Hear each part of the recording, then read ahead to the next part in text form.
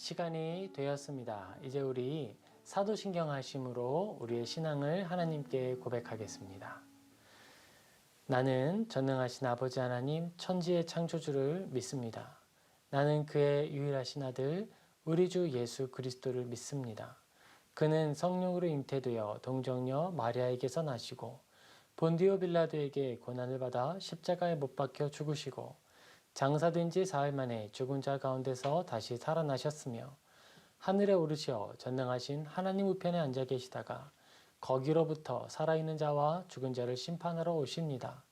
나는 성령을 믿으며 거룩한 공교회와 성도의 교제와 죄를 용서받는 것과 몸의 부활과 영생을 믿습니다. 아멘. 우리 같이 찬양하겠습니다. 주님 곁으로 날 이끄소서.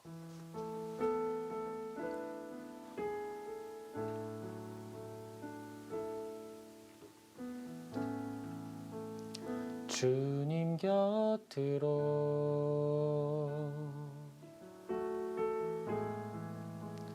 날 이끄소서.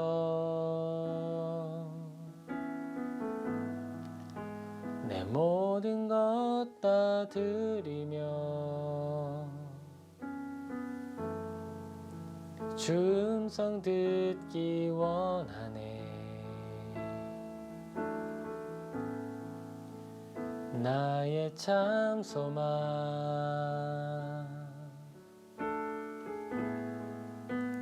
그 무엇과도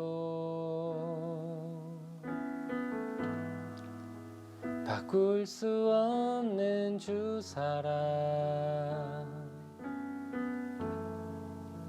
그 품 안에 난 길이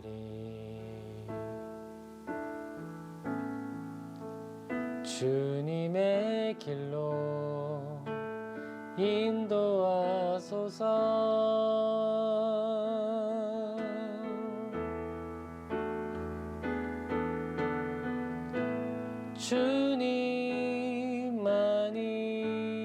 주님만이 내 모든 것 되시니 주님만을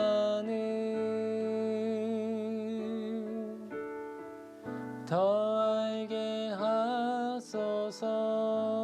주님만이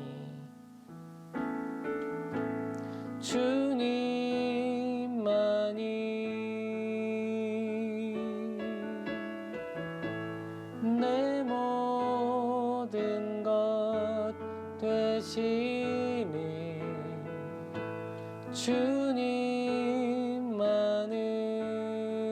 주님만을 더 알게 하소서. 다시 고백합니다. 주님 곁으로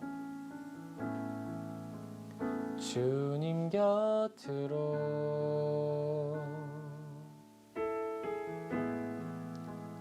날 이끄소서.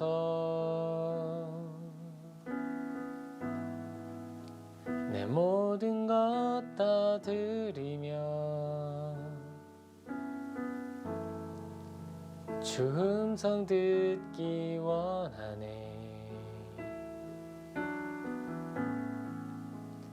나의 참 소망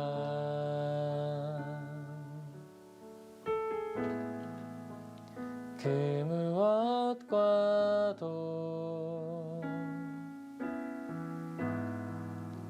바꿀 수 없는 주 사랑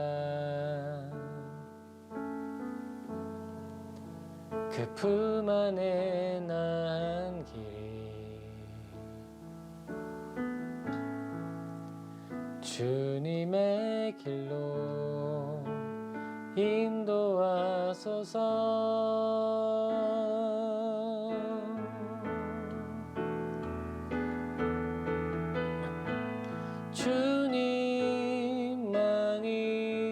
주님만이 내 모든 것 되시니 주님만을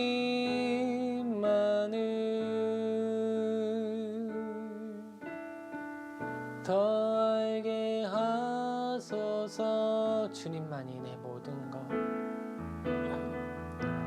주님만이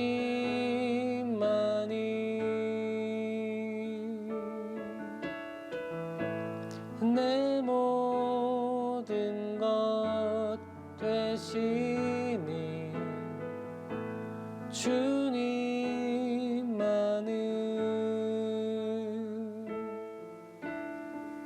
더 알게 하소서.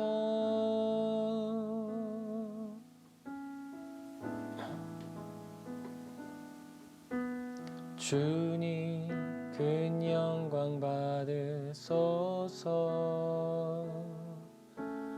홀로 찬양 받으소서. 모든 이름 위에 뛰어난 그 이름 온 땅과 하늘이 다 찬양해.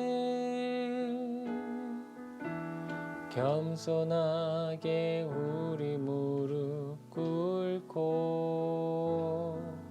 주 이름 앞에 영광 돌리세. 모두 절하세. 독생자 예수 주님께 찬양 드리리. 모든 영광과 존귀와 능력 받으소서. 주님 받으소서. 모든 영광과 존귀와 능력 받으소서. 주님 받으소서. 그리스도 살아계신 하나님. 우리 시간 찬양 가사 생각하며 같이 기도하겠습니다. 우리 예배를 위해서도 기도할 텐데요. 이렇게 기도하기를 소망합니다. 하나님, 우리를 주님의 곁으로 인도하여 주옵소서. 그리고 주님 홀로 높임과 영광을 받아 주옵소서. 우리 주님께 마음을 담아서 같이 기도하며 나아가겠습니다. 주님, 우리가 이 시간 예배를 위하여 하나님께 기도합니다. 아버지, 우리를 다른 곳에 머물게 하지 말아 주옵소서. 나의 마음이 다른 곳으로 떠나 있다면 주님 은혜의 능력으로 붙드사 예배의 자리에 머물도록 도와 주시옵소서. 우리가 온전히 하나님을 집중할 수 있게 하시고 하나님을 바라봄으로 은혜를 누리게 하여 주시옵소서. 아버지께서 주시는 그 큰 기뻐하는 말씀, 그리고 하나님께서 우리에게 주시는 은혜의 감화, 우리 이 시간 충만히 누리게 하여 주시옵소서. 아버지 하나님, 이 자리, 이 예배의 자리, 모든 예배의 자리를 거룩하게 하여 주시옵소서. 주님을 만나는 임재가 모든 예배의 자리, 그 공간에 누려지게 하여 주옵소서. 아버지, 우리 모두가 거룩한 주의 백성으로 인쳐지게 하시고 언약, 그 거룩한 약속이 갱신되는 놀라운 주일 되게 하여 주시옵소서. 주님께 이 모든 것 의탁하오며 감사하며 예수님의 이름으로 기도합니다. 아멘. 할렐루야. 우리 같이 말씀 살펴보겠습니다. 우리 오늘 같이 살펴볼 성경 본문 말씀은요, 출애굽기 27장 20절에서 21절입니다. 출애굽기 27장 20절에서 21절 우리 같이 살펴보겠습니다. 제가 봉독하겠습니다. 너는 또 이스라엘 자손에게 명령하여 감람으로 짠 순수한 기름을 등불을 위하여 내게로 가져오게 하고 끊이지 않게 등불을 켜되 아론과 그의 아들들로 회막안 증거궤 앞 회장 밖에서 저녁부터 아침까지 항상 여호와 앞에 그 등불을 보살피게 하라. 이는 이스라엘 자손이 대대로 지킬 규례이니라. 아멘. 오늘은 우리 하나님께서 이스라엘 백성들에게 주시는 약속과 명령, 그 내용을 살펴보게 됩니다. 특별히 우리는 시대와 교회라는 제목을 가지고 오늘 본문을 한번 살펴볼 생각이에요. 하나님께서는 이스라엘 백성들을 어떻게 하시죠? 인도하여 주십니다. 이스라엘 백성들에게 있었던 사건들 한번 살펴볼까요? 먼저는 하나님께서 그들을 고센 땅으로 들어가도록 인도하여 주셨어요. 그곳에서 이스라엘 백성들은 어려운 시간을 보냈습니다. 요셉이 총리로 있던 시간에는 이제 번성하였고, 이제 그가 떠나가고 주님께 부름을 받고 그 땅에 사는 사람들, 특별히 다스리는 자들이 요셉을 잊어버리게 되었을 때에 이스라엘 사람들은 그 사회로부터 고통을 받는 사람들이 되었죠. 이것을 조금 더 구체적으로 얘기하면 소외된 사람들이 되었다라고 표현할 수 있을 거예요. 이전에는 요셉의 이제 덕분에 그 안에 중심, 어떤 정치 세력이 되지는 못했지만 그 중심에 항상 머물러 있던 주류 세력이었습니다. 그런데 요셉에 잊혀지고 난 이후에는 이스라엘 사람들은 이제 배후에서 노동을 하는 노동 계층이 된 것이죠. 많이 수고하여도 그 수고하여서 얻는 소득이 자기의 것이 되지 않는 거예요. 그런 이스라엘 사람들에게 가장 목말랐던 것이 무엇일까요? 야, 진짜 내가 이렇게 일하는 것만큼 내가 소득을 얻었다면 억울하지는 않을 텐데. 이스라엘 사람들에게 하나님이 많은 법들을 주십니다. 특별히 출애굽기 20장을 통해 10계명을 주시면서 많은 긍휼의 법들을 주시는데요. 그 긍휼의 법을 주시면서 실행의 원리로 주시는 것들이 있어요. 그것은요, 바로 긍휼 그리고 공감의 원리였습니다. 너희들은 너희가 종되었던 때를 기억하여서 너희의 종들에게 험악하게 하지 말아라라는 거예요. 그리고 6일을 일하고 하루를 쉬어라. 그런 믿음의 법을 정해 주셨습니다. 이제 그것은 어떤 법이죠? 사회를 살아가고 그 땅 가운데 정착해서 살아가는 일반의 삶의 원리를 정해 주신 거였어요. 하나님께서 주시는 법과 질서는요, 어떤 교회 안에서만 머무는 그런 법은 아닌 거죠. 나의 일상에 다가오는 하나님의 원리가 있는 겁니다. 주인된 자는 주인으로서 나의 권위를 마음껏 사용하나 그런 것은 아니라는 거죠. 권위를 주신 것은 하나님이신데 그 권위를 사용할 때에 기억해야 하는 것은 이것이 하나님께로부터 왔구나라고 하는 걸 기억하며 사용해야 하는 거였어요. 우리 역시도 종되었던 생활이 있었다라는 거. 그 자리에서 우리가 누리고 또 필요로 했고 원했던 것이 긍휼과 절제. 어떤 절제요? 노동의 절제. 그 절제 원리라는 걸 알게 하신 것이죠. 지금 우리에게 들려주시는 하나님의 말씀, 출애굽기 27장 20절 21절은 하나님께서 우리에게 주시는 예배의 원리, 어떤 의미에서는 공동체의 원리라고도 할 수 있는 거예요. 너는 또 이스라엘 자손에게 명령하여. 자, 이 명령의 출처와 근원에 대해서 먼저 생각해 봅니다. 어떤 명령이죠? 누가 주었죠? 하나님께서 그의 백성에게 누구를 통하여? 모세를 통하여 주고 계십니다. 너는 또 이스라엘 자손에게 명령하여 라고 말합니다. 이 명령은 무엇이죠? 하라 하시는 것이죠. 자, 우리가 죄를 어떻게 규정하고 죄에 대해서 어떻게 설명합니까? 제가 강조를 계속 할 거예요. 죄라는 것은 시대 환경이나 내용에 따라서 변하는 것이 아닙니다. 하나님께서 성경을 통해 하라 하신 일을 하지 않는 것이 죄입니다. 또한 하나님께서 성경을 통해 하지 말라 하신 것을 하는 것이 죄입니다. 우리가 이러한 죄에 대한 분명한 이해를 갖지 않으면 우리의 죄의식은 시대에 따라 변하게 돼요. 우리의 양심이 무뎌진다는 거예요. 요즘 시대에 어떻게 그렇게 살아? 라고 하는 이 말이 마치 면죄부가 되는 것처럼 우리 스스로 속이고 회개할 기회를 잃어버리는 거예요. 하나님의 말씀이 참된 진리이며 빛과 어둠을 나누고 분별하는 그 분명한 말씀이라는 사실, 기준이라는 사실을 우리는 기억을 해야겠습니다. 우리가 이 기준에 분명히 서 있을 때에 우리는 시대를 초월하고 강조하는 거죠. 시대를 초월하고 하나님 앞에 온전히 서는 그리스도인이 될 수 있는 거예요. 자, 자손에게 명령하셨습니다. 어떤 명령을 하셨을까요?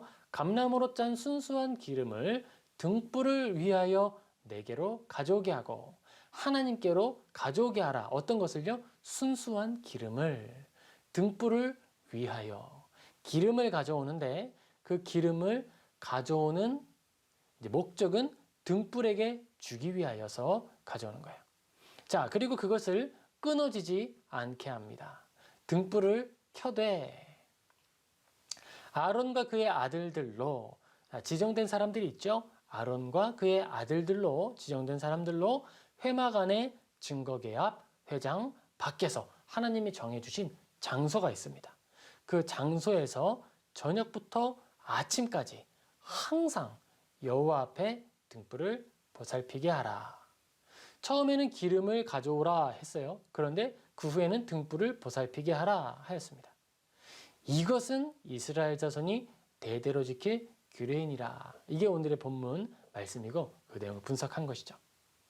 자, 우리는 여기에서 몇 가지를 살펴보게 됩니다. 이스라엘 자손이 대대로 지킬 규례이니라. 자, 지금도 우리는 교회에서 등불을 켜나요? 올리브 오일을 짜서 교회를 가져옵니까? 아니죠. 그런데 하나님은 뭐라고 하시죠? 이는 이스라엘 자손이 대대로 지킬 규례이다 라고 하는 거예요. 하나님께서 말씀하시는 이 법은 결코 폐하여지거나 그런 것이 아니죠. 그럼 어떻게 우리에게 실행이 되고 있습니까? 예수님이 이 땅 가운데 오시면서 율법을 폐하셨어요? 아니죠. 율법을 완성하셨죠. 예수님께서 이 땅에 오셔서 제일 먼저 오해를 깨뜨려 주신 것, 가장 분명하게 깨뜨려 주신 것이 있습니다. 무엇이죠? 너희가 이 성전을 헐라. 내가 사흘 안에 세우리라. 예수님께서는 이 땅에 오셔서 성전, 그의 몸을 들어 성전이라 일컬으시면서 우리가 가지고 있었던 예배의 처소의 장소에 대한 개념을 바꿔주셨어요. 오늘 이 출애굽기의 말씀은 어디에서 진행이 되는 걸까요? 바로 하나님의 텐트, 성막이죠. 성막에서 진행이 되는 거예요. 성막은 성전이죠. 성전이 고정되어서 하나님의 화려한 영광을 나타내는 도구로 사용되었다면 하나님의 성막은 임재를 상징하는 임마누엘을 상징하는 그 상징이 부여되어 있었습니다.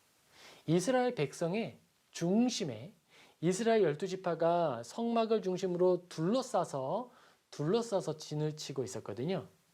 성막이 움직이면 이스라엘 백성들도 같이 움직이고 성막이 멈춰서서 쳐지면 그 주변에 12지파가 그 위상별로 다 머물러서 하나님 곁에 있는 거예요. 그 일을 통하여서 하나님이 우리와 함께 하시고 우리 중심에 계신다라고 하는 걸 드러내시는 거죠. 이처럼 하나님께서는 우리에게 말씀하여 주시는데 처음에는 잘 알지 못하기 때문에 그림자로 알려주세요. 교보제를 사용하여서 알려주시는 거예요. 이정표라고 합니다. 가리키는 거예요. 방향이 이쪽이다. 성막을 통해 예수 그리스도를 바라보게 하죠. 우리는 어떻게 하죠? 성경을 통해 예수 그리스도를 만납니다. 이처럼 하나님께서는 이런 예표들을 사용해 주시는 거예요. 그러면 우리는 이 본문을 어떻게 해석을 할 것이냐? 오늘 우리에게 주어진 풍성한 계시의 빛을 비추어서 하나님의 은혜를 따라 살피는 거예요. 그리고 그렇게 살핀 내용이 온전하게 해석되었는지 검토해야 하는데 어떻게 검토하죠? 먼저는 성경을 통해 성경 전체의 내용과 충돌하지 않는지 검토를 하는 거예요. 두 번째는 이전에 설교했던 믿음의 선배들이 어떻게 바라보았는지 우리는 비교해 봄으로써 내가 건전한 해석을 하고 있는지 점검하는 거예요. 우리의 믿음의 건전한 선배 박윤선 목사님이 계십니다. 그분은 이 본문에 대해서 이렇게 해석을 했어요. 하나님은 백성들에게 성막의 등불을 위하여 기름을 가져오게 하셨다. 아론과 그의 아들들로 등불이 꺼지지 않도록 감시하라고 하셨다. 이것도 신약 시대의 교회를 상징한다. 교회는 계속적으로 복음의 빛을 세상에 비추어야 한다. 그렇죠. 교회에서 복음의 빛이 끊어지지 않도록 순수한 기름, 그 등불을 계속 가져오라라고 보았다는 거예요. 자, 우리는 이러한 해석의 틀 안에서 몇 가지 생각해 볼 겁니다. 순수한 기름, 그리고 뭐예요? 끊어지지 않게 하라. 어디에서? 증거계 앞 휘장 밖에서. 순수한 기름을 등불을 위하여 가져오라. 등불에게는 재료가 필요하다. 복음의 등대에 그 빛을 비추었다라고 하려면 그 복음에 전파되는 일에는 어떤 것이 필요하다? 기름이 필요하다. 또한 그 일은 한순간 모세가 살아있을 때에만 하는 것이 아니라 영원토록 주님이 다시 오실 그 날까지 계속되어야 한다. 끊어지지 않게 하라. 그리고 증거계 앞 휘장 밖에서 우리가 약속을 하고 한 장소를 정하여 함께 모여 그 일을 해야 한다는 것이죠. 질서와 절차, 그리고 하나님이 정하신 때와 장소가 있다는 걸 말하는 거예요. 우리에게 있어서 이 하나님의 말씀을 살펴볼 때에는 이런 것들을 등급을 정해서 또 생각해 볼 수가 있을 겁니다. 우리가 이 본문을 통해 발견하는 성막과 등불을 복음 전파로 보아서 해석을 할 수 있겠고요.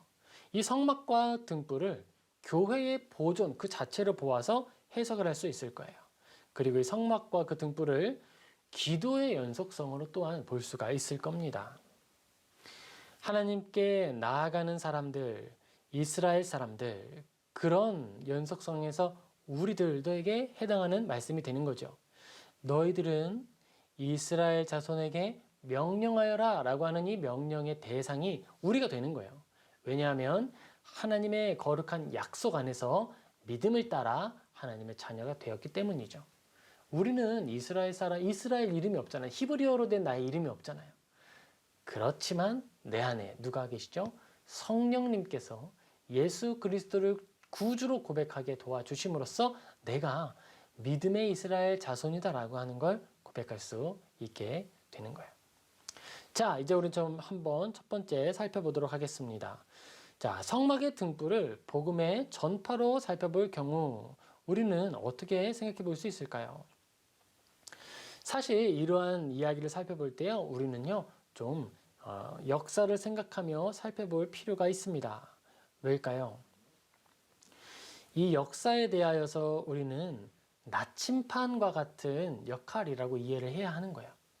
나침반만으로 우리의 목적지에 갈 수 있을까요? 없습니다. 역사는 나침반이지만 지도가 아니에요. 나침반을 활용해서 목적지에 가기 위해서는 지도가 반드시 필요합니다. 지도는 무엇이죠? 성경이죠.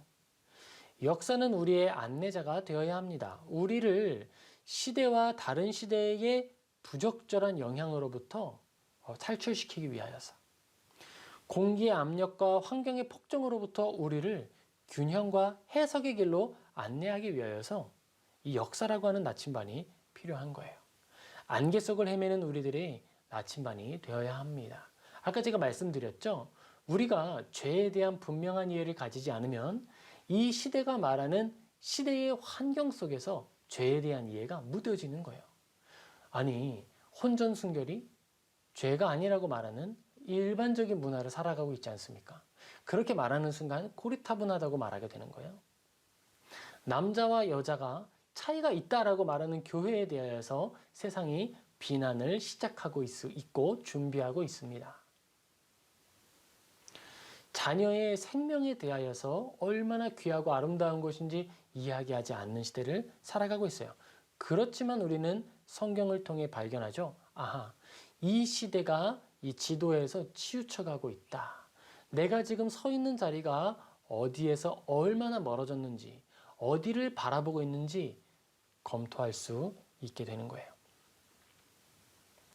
우리는 시대에 함몰된 시각으로는 현재 시대에 대한 부조리함과 왜곡을 발견할 수가 없습니다. 그렇기 때문에 우리는 조금 넓은 시각을 가지고 균형 있게 생각을 해야 하는 거예요. 자, 저는 이러한 시각을 위해서 4가지 시대를 구별해서 한번 점검을 해보려고 하죠. 자, 먼저 재건기로 이름을 지어봤습니다. 한국전쟁 이후로부터 80년대까지요. 전쟁이 끝난 후에 한국이 다시 재건되는 한국을 기준으로 생각을 해보려고 하는 거예요. 한국전쟁이 끝난 후에 80년대까지 한국이 다시 그 기반을 닫고 성장해가는 그 재건기가 있습니다. 그리고 그 후에는 부흥기로 구별할 수 있을 거예요. 호황이죠. 80년대부터 90년대 초반까지 아주 빠르고 크게 압축 성장을 했던 시기를 볼 수 있습니다. 그리고 어떤 시기죠? IMF를 기준으로 90년대 후반에서 2010년까지 침체기를 구별해 볼 거예요. 그리고 코로나19를 기준으로 2020년도부터 현재까지 이제 질병의 시대로 이렇게 구별해 보려고 합니다. 먼저 성막과 그 등불을 복음 전파로 볼 경우에 어떨까요? 재건기에는요, 한국이 선교지였어요. 한국에서 살아가는 것 자체가 고난과 함께하는 거였고요. 믿지 않는 사람들에게 전해야 할 복된 소식이 있었어요. 사람들은 늘 허덕이고 있었고 소망이 없었고 어려웠습니다. 곤고했죠. 그런 사람들에게 예수 그리스도의 위로와 예수 그리스도의 참된 가치의 제시는 정말 눈이 번쩍 뜨이는 아름다운 소식이었습니다. 병든 자에게라야 의사가 소용이 있죠. 그때의 이 한국 사람들은 정말 많이 아파하고 있는 사람들이었어요. 그런 사람들에게 이 복음이라는 것, 복음 전파라고 하는 건 한국이 아주 유효했습니다. 그리고 그 다음 부흥기에 들어갑니다. 부흥기에 들어가면서 한국의 교회들이 급속도로 많아지고 엄청난 속도로 많아지고 세워지게 되죠. 선교사님들의 파송도 이때 엄청 활발하게 이루어졌습니다. 그리고 교회의 외형적 확장이 이 시대에 많이 이루어지게 되죠. 구조가 만들어지고 그 구조를 담아낼 이제 건축물들이 세워져야 했던 거예요. 자, 그 다음 곧바로 침체기가 찾아옵니다. 바로 교회 건축으로 인해서 많은 부채가 발생하게 되고요. 그로 인해 교회가 재정에 매이게 되는 그 사건이 생기는 거예요. 선교가 위축됩니다. 그리고 대부분의 교회 재정이 교회의 빚을 갚는 데 사용되는 교회 내부의 재정으로 소모되는 시간을 겪게 되는 거예요. 그리고 그 후에 질병기가 찾아옵니다. 선교사님들은 선교지에서 복귀하게 되고요. 그리고 한국에는 선교사와 기존의 교역자가 함께 모여서 이 뒤엉켜 지내게 되는 상황을 마주하게 되는 거예요. 여기서 우리는 하나를 생각하게 됩니다. 지금 우리에게 있어서 이런 상황이 되었을 때 코로나로 인해 나가지 못하고 그리고 교회 안에 복음이 이제 가득 찼다라고 할 수 있는 이런 상황 속에서 선교는 멈추어져야 하는가? 답은 알죠? 선교는 계속되어야 합니다.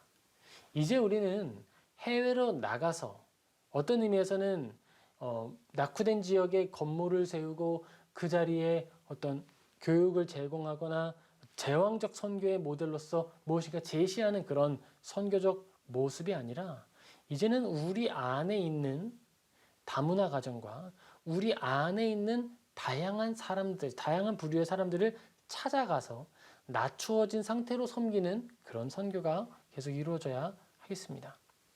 자, 우리 성막의 등불을 교회의 보존으로 보아서 한번 생각을 해보겠습니다. 교회는 늘 보존되어야 하죠. 자, 교회의 재건기 때에 그때는 교회 자체가 그저 외형이 없었어요. 천막이 있었고요. 천막에 목사님이 계셨고요. 그러면 천막에 모여서 예배를 드렸어요. 마이크 없었죠. 화려한 찬양 없었죠. 풍금 없었습니다. 제가 예전에 섬겼던 교회만 하더라도 대머리산이라고 하는 산에 있는 교회였어요. 거기는요, 그냥 뭐 아무것도 없었어요. 그냥 함께 모이는 것이 그저 좋았습니다. 바자회를 했어요. 바자회를 하면 굉장히 이제 언덕이었고 비탈면에 있었는데 거기에 온 동네 사람들이 모여가지고 그 메인 도로가 있어요. 거기에 쫙 옆에 떡볶이 막 차리고 그 옆에 뭐 이렇게 세워놓고서 그 잔치를 벌이는 거였어요. 특별하지 않았습니다. 하지만 그 자체로 특별했습니다. 무엇이 있었기 때문이었죠? 예수 그리스도로 충만했거든요. 다른 것을 자랑하지 않았어요. 우리는 화려한 시설이 있습니다. 우리는 화려한 영상이 있습니다. 이런 걸 자랑하지 않았습니다. 그저 부족했지만 예수님을 전했어요.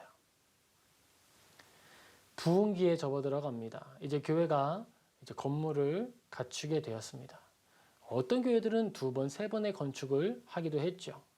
외형적으로 화려함을 갖추게 되고 확장하게 되었어요. 이제 그때에 많이 들렸던 게 그런 것이죠. 긍정의 힘.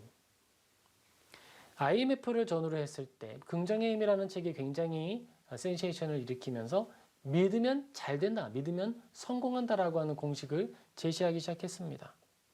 그리고 곧바로 교회는 침체기로 접어들죠. 화려한 교회나 화려한 교회가 중요한 것이냐, 아니면 이것 모두가 필요에 의해서 주어진 것이냐라고 하는 혼동이 있었습니다. 교회를 개척하는 사람들이 먼저 하는 게 있었어요. 뭐죠? 건물을 얻는 거예요. 인테리어를 하고요. 아무것도 없어도 좋은 장비는 가져다 놔야 된대. 사람이 없는데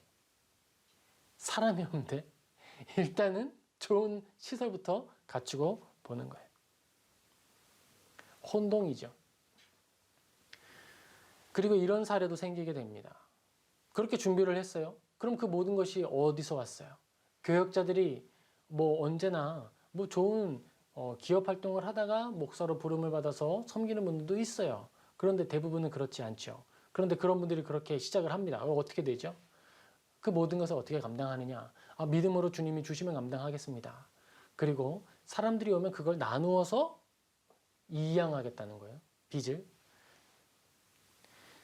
우리에게 있어서 필요한 것이 구조냐 복음이냐라고 하는 것에 혼동이 생겨납니다. 침체기죠.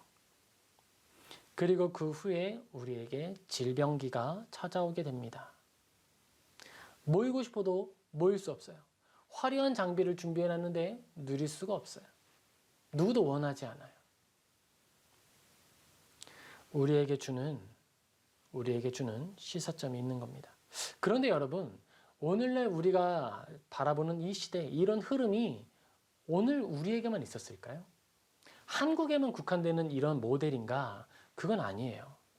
역사에도 똑같은 흐름이 반복된 적이 많이 있습니다. 성경에도 나타났는데요. 저는 로마 시대를 좀 보고 싶어요. 역사에 나타난 교회의 쇠퇴기가 있습니다. 자, 먼저 무엇이 있을까요? 재건기, 형성기라고 할 수 있는데 로마의 핍박을 받는 교회, 초대교회죠. 로마의 핍박을 받는 교회는 모든 종교 지도자들이 다 죽음으로써 교회의 순결함을 지켜냈어요. 오직 예수 그리스도만 전했고요. 예수 그리스도를 믿는 것이 얼마나 큰 손해인지를 아는 사람들이 교회를 지키고 섬겼습니다. 교회가 순결했어요. 힘이 있었어요. 그리고 나서 그 힘을 받은 교회가 교회의 부흥기를 경험하게 됩니다. 로마의 인준을 받는 것이죠. 콘스탄틴 대제 때. 그때의 교회에 많은 사람들이 유입이 되는데 어떤 사람들이 오죠? 권력을 가지고 부유함을 가진 사람들이 교회 안으로 침투해 들어오는 거예요. 그리고 그들이 교회 안에서 파당을 짓고 거대한 예배당을 만들고 교황주의를 만들어냅니다. 교황이라는 걸 굉장히 정치적인 세력을 만들어내면서 엄청나게 거대한 이익 집단을 만들어버려요. 성 베드로 성당을 짓는데 엄청난 자금력을 투자하고 그 돈을 모금하기 위해서 면죄부를 팔기 시작합니다. 그리고 그러한 사람들을 대립하면서 한 부류의 사람들이 일어나죠. 루터와 종교개혁자들입니다. 침체기를 경험하게 됩니다. 로마 카톨릭 교황주의와 개신교가 함께 무엇이 옳은가를 토론하면서 전쟁도 발생하게 되고요. 많은 사람들이 어려움을 겪게 되는 거예요. 그런데요, 그것이 징계거나 나쁜 일은 아니었어요. 물론 그 어려운 시간을 통해 고통을 많이 겪었습니다. 하지만 그를 통해 진짜 바른 것이 무엇이고 우리가 어디로 돌아가야 하는지를 발견하게 되는 거예요. 고통을 통해서 예수 그리스도의 보혈의 피를 통해 우리가 정결함을 얻듯이 우리는 그 시간, 겸손해지는 시간, 낮추어 주시는 시간을 통해 본질을 회복하게 되는 거예요. 그리고 개신교는 많은 핍박 속에서 다시 한번 재건기, 부흥기를 경험하게 됩니다. 우리에게 있어서도 그렇죠. 개신교도 똑같습니다. 이익이 생기자 정치화했고 본질보다 화려함을 따르게 됐을 때 타락하고 침체기에 들어가는 거예요. 한국교회도 한국교회의 재건기 때에는 순수했습니다. 이권이 없었어요. 부흥기 때 많은 사람들이 복음으로 돌아왔습니다. 침체기 때 그 안에 아직 회심하지 않은 사람들이 파당을 짓고 건물에 집착하고 건물을 자기 소유로 삼으며 이익을 위하여 복음을 저버리는 일이 나타나는 거예요. 그렇게 복음이 정치에 침몰하자 함몰되고 시대 속에서 본질을 발견할 수 없게 되자 하나님의 은혜가 다시 찾아오게 되는 겁니다. 아까 제가 말씀드렸죠. 우리는 나침반이 필요하고 지도가 필요하다. 나침반은 역사를 바라보는 시각이고 지도는 성경이다. 우리는 역사를 통해 지도를 보고 목적지로 가는 거예요. 목적지 어디예요? 성경이 말씀하는 교회로 가는 거예요. 우리가 살아가는 시대는 사실 수평적인 시대죠. 시작이 있고 끝이 있습니다. 그런데 그 시대를 시작과 끝으로 갈 때 어떤 방식으로 이어져 가는지 아십니까? 이 시대는요, 직선으로 달려가는 것이 아니라 나선형 구조를 통해 끝을 향해 나아가는 거예요. 부흥이 있었고요. 쇠퇴가 있었습니다. 부흥과 쇠퇴를 반복하며 시대가 진행하는 거예요. 어디로요? 주님이 정하신 그 끝날까지요. 역사의 모델은 나선형 구조입니다. 나선형 구조로 나아가고 있어요. 그런데 사사시대를 평가하면서 성경의 그 연구가들이 어떻게 평가하죠? 나선형 하강 구조라고 표현해요. 도덕적 기준으로 봤을 때죠. 사사가 세워졌을 때 돌아오고 사사가 부패했을 때 다시 타락하고 다시 사사가 세워지고 부패하고 이 내용이 반복되면서 이스라엘의 도덕성은 점점 하락합니다. 그래서 나선형 하강 구조라고 하는 거예요. 그런데 우리가 살아가는 시대는 어떻죠? 나선형 구조를 그리며 하나님이 정하신 마지막 때를 향해 나아가는 거예요. 자, 우리들은요, 그러한 시대, 하나님이 정하신 어떤 큰 틀 안에서 살아가고 있는 거예요. 역사적 시각으로 봤을 때 그렇다면 이 시대를 살아가는 우리가 준비해야 하고 우리가 머물러야 할 자리는 어디인가라고 하는 질문을 던지고 답을 찾아보게 됩니다. 그것은요, 본질이에요. 우리는 다른 것을 찾을 것이 없습니다. 화려한 영상이요? 아니요. 우리가 화려한 건축물이요? 절대 필요 없습니다. 지금 우리에게 필요한 것은요, 천막을 치고 그 천막에서 예배할 때에 하나님께 온전히 예배 드릴 수 있는 영성이 필요한 거예요. 오늘 우리가 들판의 부름을 받았을 때 들판에서 예배하라 라고 하나님이 명령하시면 온 마음과 정성을 다해 아무것도 구애받지 않고 예배를 드릴 수 있는 영성이 필요한 거예요. 마지막으로 우리가 성막의 등불, 그리고 성막과 등불을 기도의 연속성으로 생각해서 한번 생각해 보죠. 먼저 재건기 때의 기도는 어땠을까요? 재건기 때에는요, 오늘을 살아가는 믿음이었습니다. 오늘 지켜주시고 오늘을 도와주시고 이 일을 해낼 수 있게 해달라. 생계가 달려 있었죠. 기도가 진실했습니다. 기도가 깊었어요. 생활에 밀접하게 연관이 되어 있었고요. 삶과 믿음이 분리되지 않았어요. 기도하지 않으면 생활에 소망을 가질 수 없으니까. 기도하는 것은 소망을 갖는 거예요. 근데 그 소망은 멀리 있는 소망이 아니라 내일의 소망이에요. 기도하는 것을 통해 내일을 소망하는 게 바로 재건기의 신앙이었습니다. 부흥기 때는 어떻죠? 부흥기 때에는요, 더 큰 꿈을 꾸기 시작했어요. 이 부흥기 시대에 나타난 단어가 있습니다. 비전. 재건기 때에는요, 내일의 소망을 두고 기도를 했어요. 내일 하나님 살아남게 해주세요. 내일을 살게 해주세요. 우리 아이들 굶지 않게 해주세요. 라고 하는 내일을 위한 기도를 했어요. 일용할 양식을 구했다고요. 그런데 부흥기 때가 됐을 때 사람들은 비전을 부르짖기 시작했어요. 보이지 않는 어떤 미래에 막연하게 큰 꿈을 가지고 그것이 하나님이 주신 일이라고 하며 기도를 멀리 던지기 시작했어요. 하나님께서 우리에게 주신 오늘의 감사, 나에게 주신 오늘에 대한 매달림, 그런 처절함 찾아보기 힘들어졌습니다.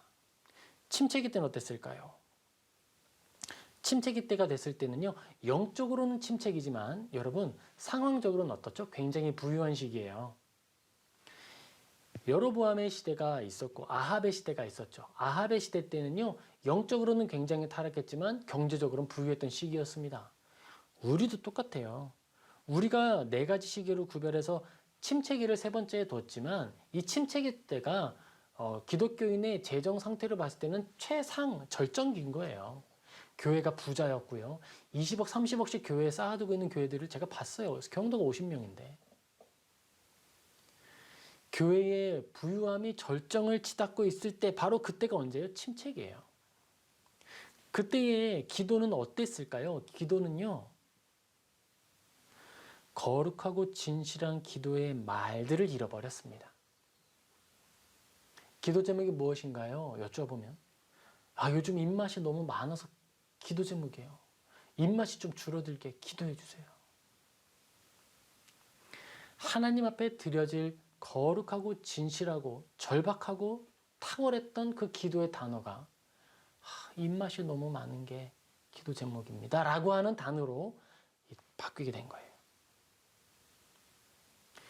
재정적 부유함과 영적 성태가 반비례함을 보여주는 것이죠. 물론 그 두 개 다 탁월할 수가 있어요. 그런데 그러기 위해서 뭐가 필요하죠? 연단이 필요하죠. 요셉과 같이. 과정이 필요한 거예요. 1세대가 지나가고 믿음의 1세대가 지나가고 2세대가 되었을 때 2세대는 1세대의 고난을 보았습니다. 하지만 3세대는 1세대의 고난을 기억할 수가 없는 거예요.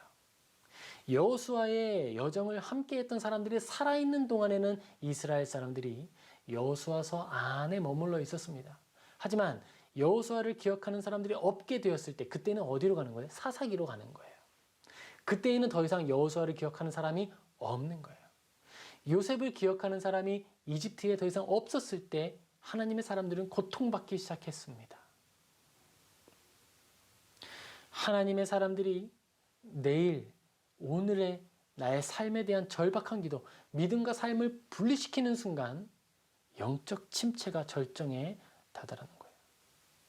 그리고 질병기가 찾아옵니다. 혼자 골방에서 기도해야 하는 시대가 찾아온 거예요. 자, 그러면 이 시대를 바라보았을 때 우리는 어떻게 기도해야 할까요?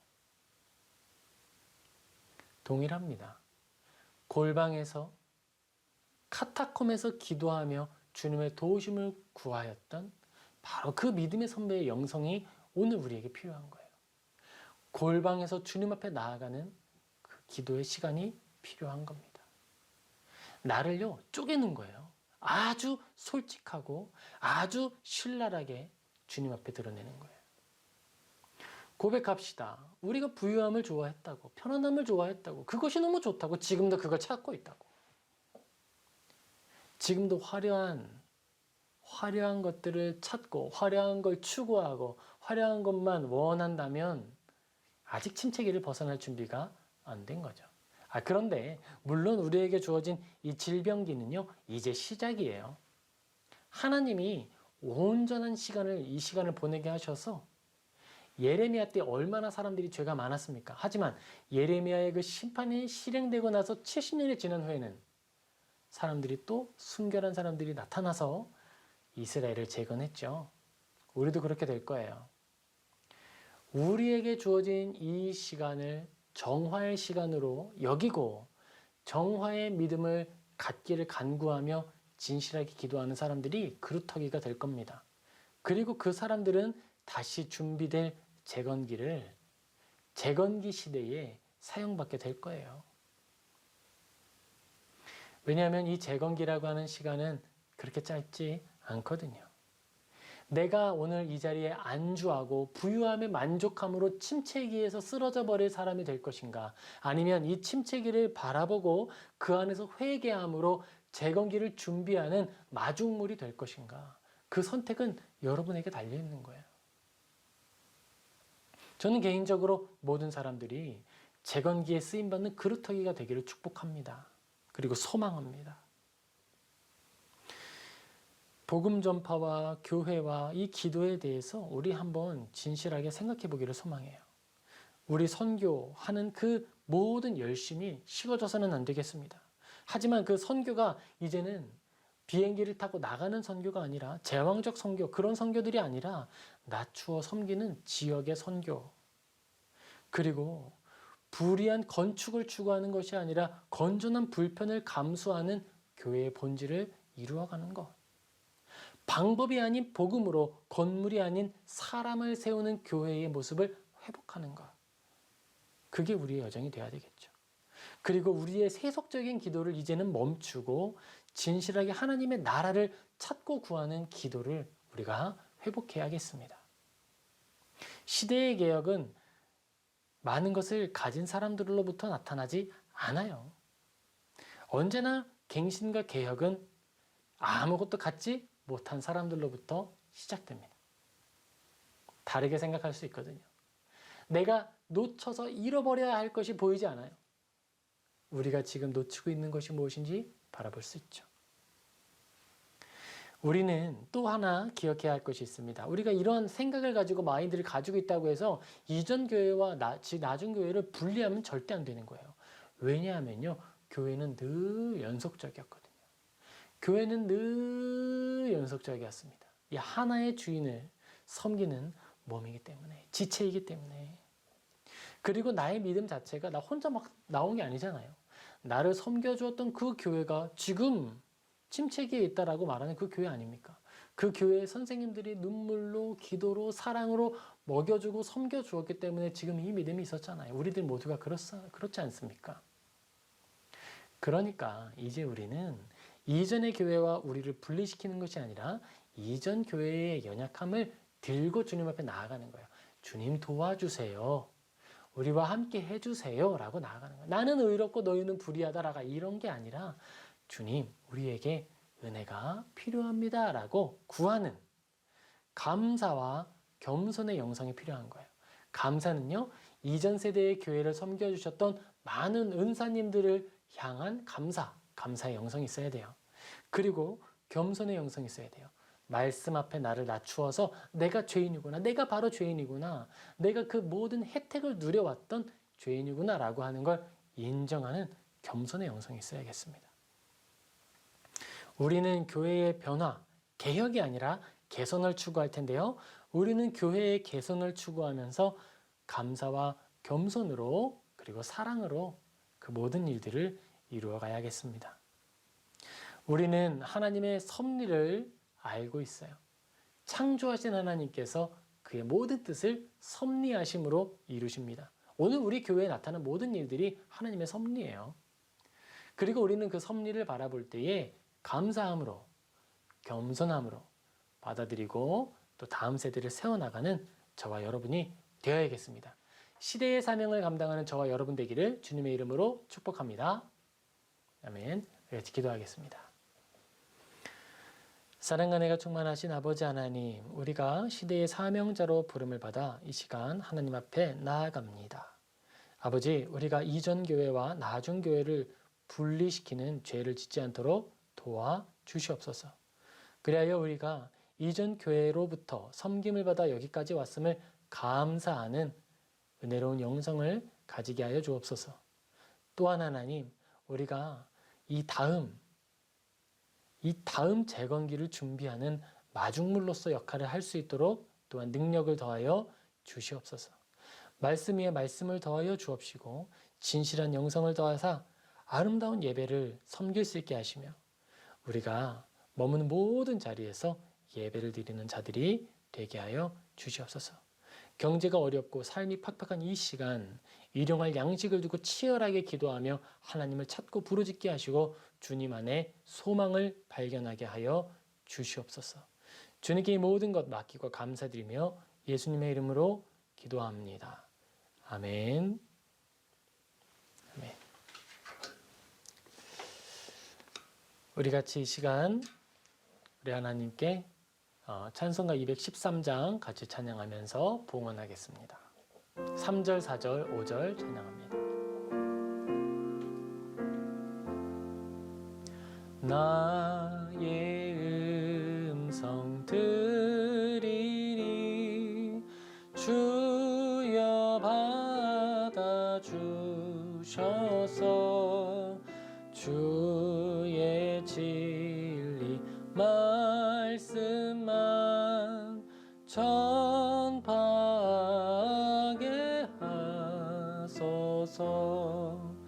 나의 보화 드리니 주여 받아주셔서 하늘 나라 위하여 주 뜻대로 쓰소서. 나의 시간 드리니 주여 받아주셔서 평생토록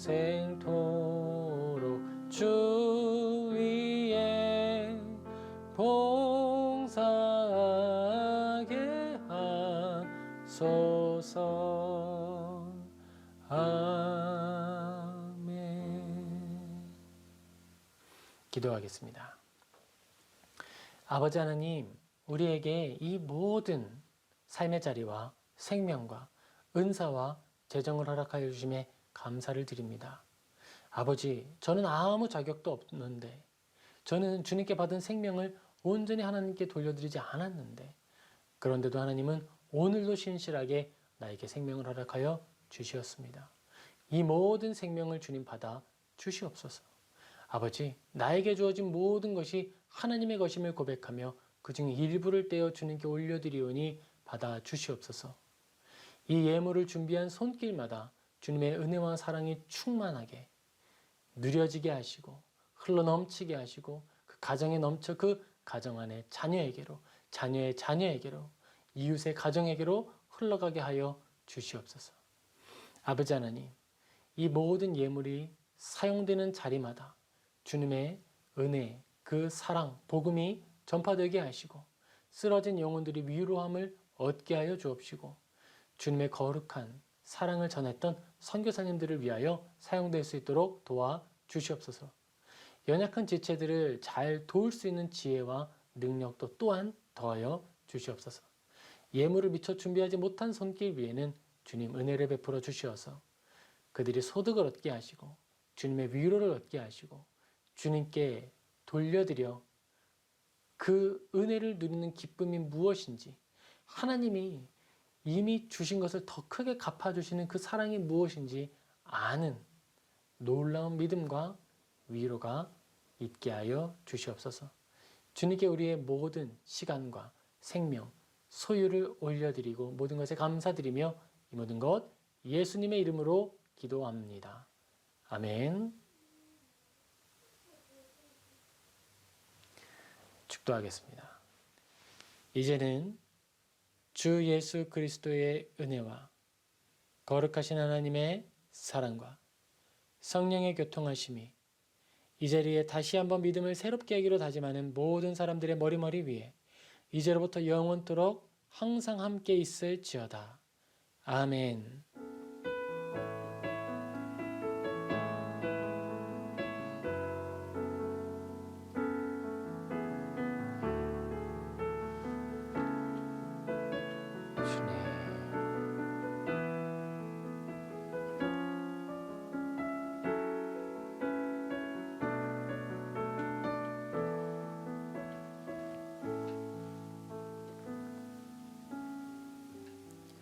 아멘.